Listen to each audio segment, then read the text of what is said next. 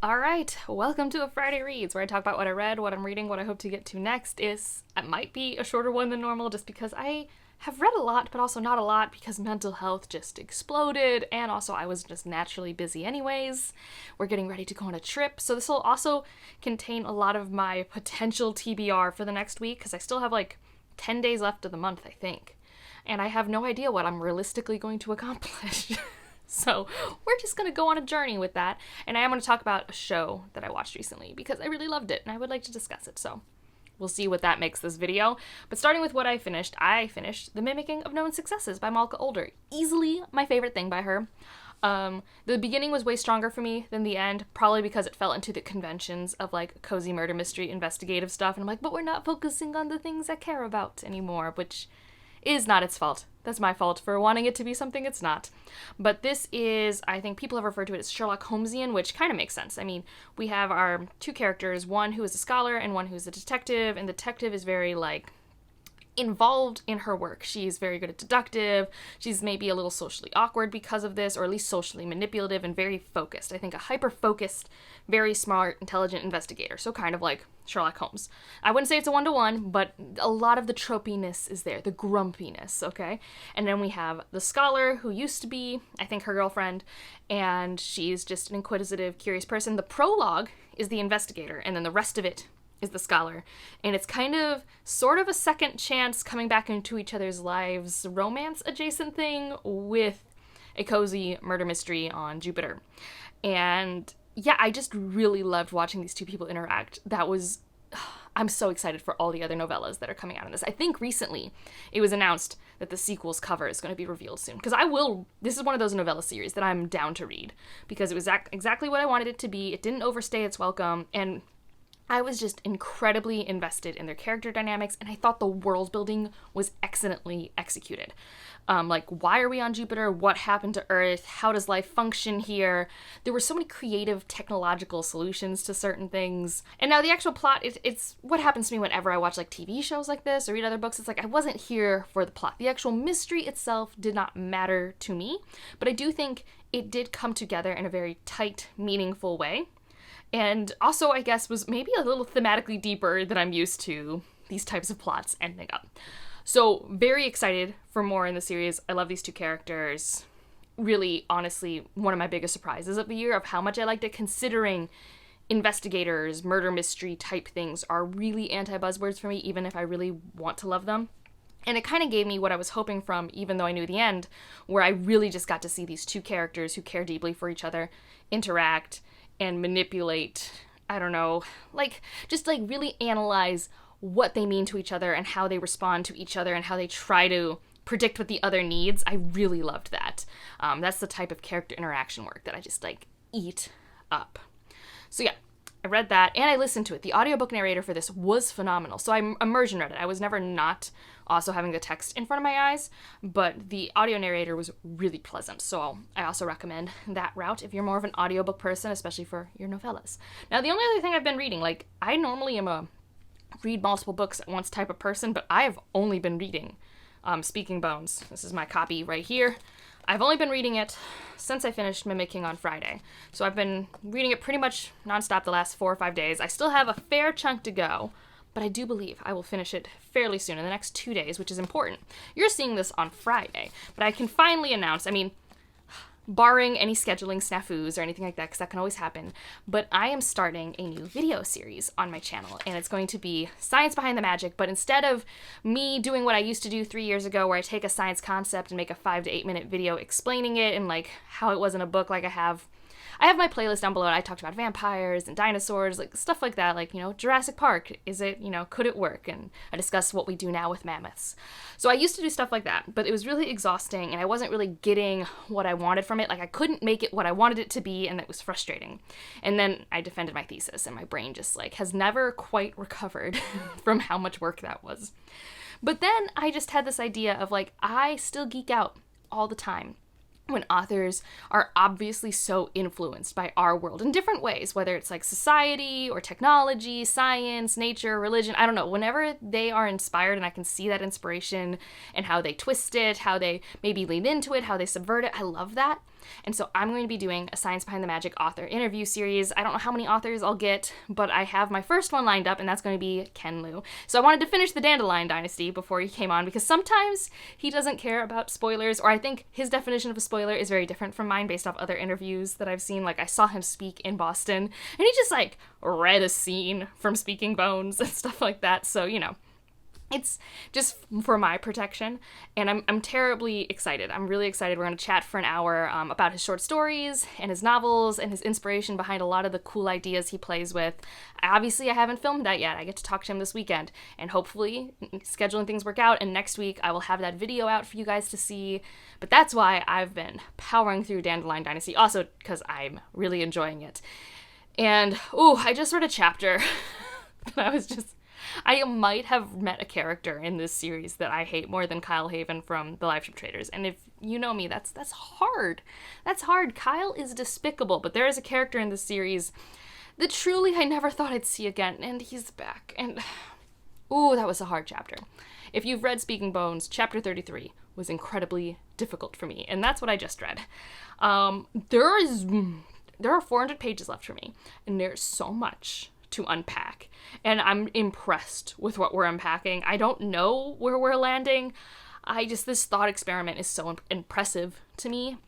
Just all the angles in which we are looking at how does society evolve, what is the cost of war, how do you get to a new system of government with and without war. It's just, it's really good. Also, if you hear a cat, he's outside the door. He's supposed to be with Ryan while he plays Zelda, but apparently he escaped. So, if you hear him, it's not your cat, it's my cat. So I'm adoring it. I don't know what else I could say because it's the 4th book in a series. Like, I'm on page 3,600 of a 4,000 book series, right? Like, I don't even know what to talk about other than I really love it. I'm very excited for the interview. I'm, of course, going to do a Should You Read for the Dandelion Dynasty. But yeah, I mean, I've barely been able to really sink into that because, unfortunately, the Dandelion Dynasty is not like my escapist read. I typically do need to be kind of awake and wanting to read it. It's not like, oh, let's go escape into some Dara when I'm really depressed. And it's been a roller coaster, not what I was expecting, honestly. We had really happy events on Saturday and then really sad events on Tuesday, and yeah, I'm not going to go into the details of it, but it's been a rough time over here. Hopefully we can focus on happier things, but it's just been a difficult time for Ryan and I. And it's a bummer, especially because we are actually, getting married in a week, but sometimes you can't choose when timing happens, so it is what it is.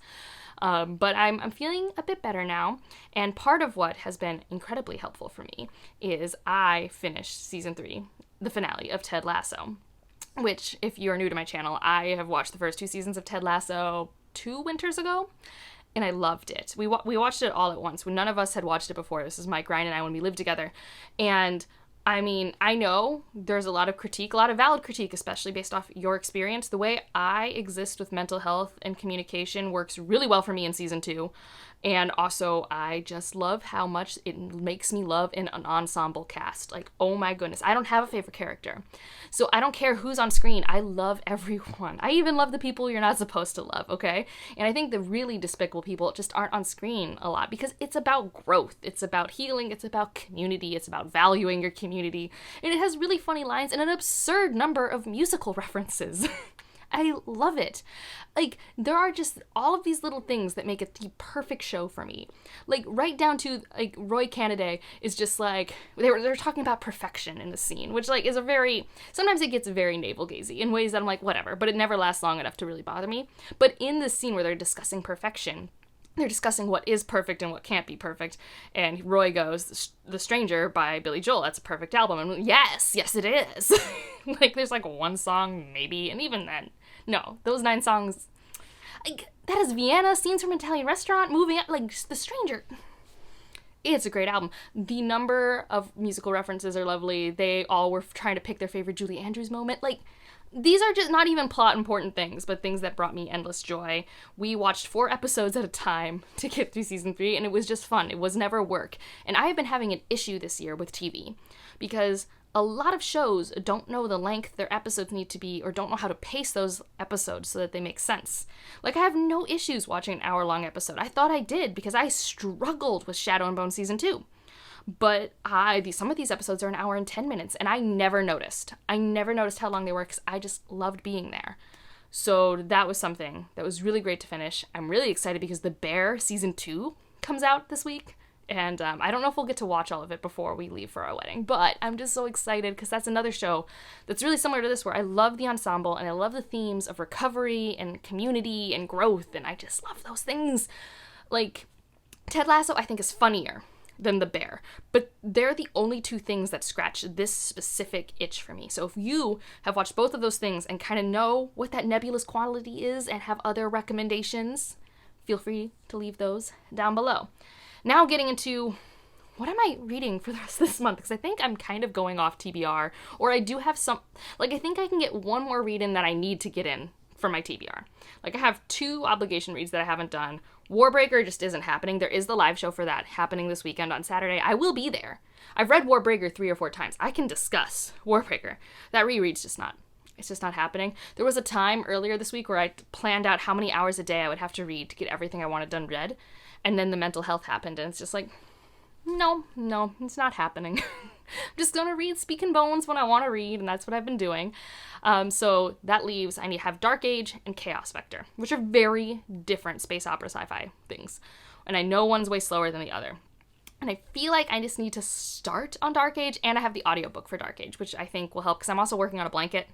So it'd be nice to have an audiobook to work on the blanket, and also to have the audiobook while I'm packing and doing stuff. Like right now, I just don't have an audiobook. I'm just listening to nothing. So that might be a thing that I pick up, but also Chaos Vector might be a page-turning good time. But I have other things for page-turning, so I might save... Chaos Vector might be punted to July, because we are going to do the discussion at the end of July anyways for my patrons. So that just might have to happen, because I put 2 other books on my Kindle that I really want to read, especially with my mental health being the way it is, and because I know I have long plane rides ahead of me. So Dark Age is there for when I'm willing to put in the work for that dark, slow-paced time. Because I've already been reading Speaking Bones, which is, it has moments of excitement, but it's largely a very slow-paced thought experiment that I'm really enjoying, but it's not like a page-turner for me. So Dark Age would be more of that, and I think I need to change up the momentum a little bit. So I have 2 potentials. They're on my Kindle. It'd be great if I somehow read both, but like, where I've been lately, that's probably not happening. So I have Empire Sand by Tasha Suri, because as you guys saw in my summer TBR video, I want to get to this. And I know it's big on character interactions, slow burn, fantasy romance. At least I think it's slow burn. It doesn't even matter to me if it's not slow burn. I just like, I have friends, I think Jocelyn and Tammy, both love Empire of Sand. And then were disappointed when I read Jasmine Throne because it wasn't Empire of Sand. Now, I love the Jasmine Throne and the Only Under Sword. Like, adore them. Like, I even went out of my way to buy the UK hardbacks of them, even though I hate UK hardbacks. Like, I truly do. They won't let their spines breathe, and it just drives me up the wall. I'm just like, for why? Why are you using so much glue? You don't need this much glue. Anyways, that's a different issue, but I bought them because I wanted more than just the paperbacks. I gave my paperbacks to my mom because she's going to love them too. And she's always looking for like warm setting fantasies, which this one definitely is. So yeah, I'm really hoping that like her fantasy romance focus books like really land for me. I love her writing. So, you know, in the whole vein of read works by people that I know will bring me joy, this could work. And then I did get Fourth Wing. That is on my Kindle from the library, and I need page turners. Like, especially for a flight, I need something that, like, I just want to consume nonstop, so I have that. And as I talked about in my recent release roundup, my best friend read that and loved it. So I have high hopes for me. Like, high hopes.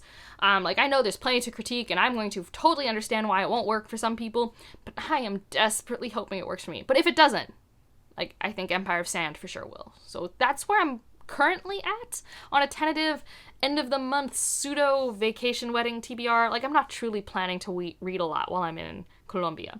Like, I don't think that's happening. So, but I do have long flights there and back. So I do foresee being able to read a lot of the time waiting at the airport, although I do have a suspicion that my mother-in-law is going to talk to me a fair bit. She does love to talk, and she is traveling with us. So it might not happen a lot at the airport, but when I'm on the plane, I'll have so much time because Ryan just watches movies. So that's just how it's going to be. But this is the last Friday reads of the month. I believe next week I have the interview, my mid-year freakout tag, TBR, and then you're going to get one other video before I do my wrap-up, because I won't be able to film my wrap-up till I come back. So my wrap-up is going to be way later than it normally is, just because of how scheduling and bulk filming works. I know you guys don't really care, but that's just like what's on the horizon. Let me know how you guys are doing, and if you just want to leave an emoji to let me know you're here, leave a planet, especially if you can find Jupiter. I don't know if they have all the planets as emojis, but ooh, Jupiter would be good for the mimicking of known successes. Let me know what you're reading, doing, watching, and don't forget those TV show recommendations if you have them for like The Bear and Ted Lasso. And otherwise, like if you liked it, subscribe if you want to, and I'll see you in the next one. Bye.